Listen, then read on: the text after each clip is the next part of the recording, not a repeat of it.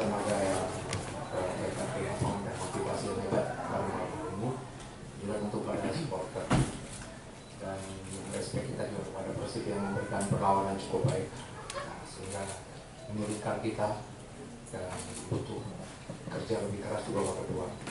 Secara umum kita nggak bermain begitu lepas di babak pertama tadi, memberi banyak sekali ruang kepada Persib yang bermain dengan 4-4-2.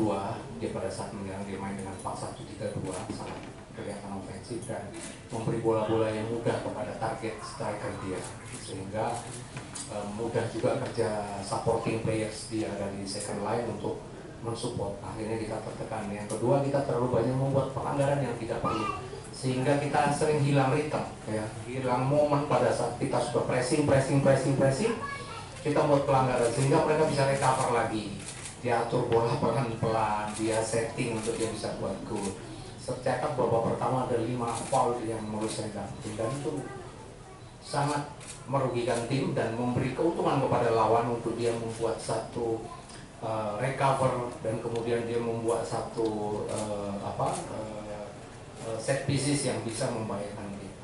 Tapi babak kedua saya coba memberikan sedikit motivasi kepada pemain untuk, terutama mereka tidak terlalu tegang lah, main lepas. Kemudian saya ingin mereka memberi tekanan lagi kepada pemain belakang, sehingga tidak mudah mereka deliver bola ke Ezequiel, ke Bauman, ya.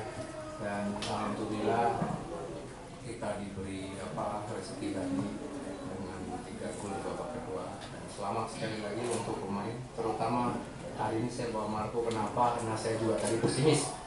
Dia bermain dengan fokus karena hari ini dia berduka, ya, nenek dia meninggal dan dia harus main. Jadi terima kasih juga khusus untuk Marco hari ini, ya. Terima kasih ya. Dan selanjutnya kita akan beri izin kepada Marco untuk pulang ke Jayapura mengikuti pemakaman dan dia akan segera. Silakan, Marco.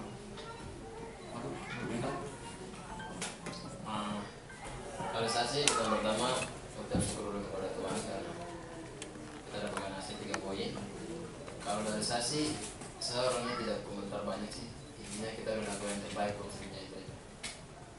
Oke lah, lanjut ya.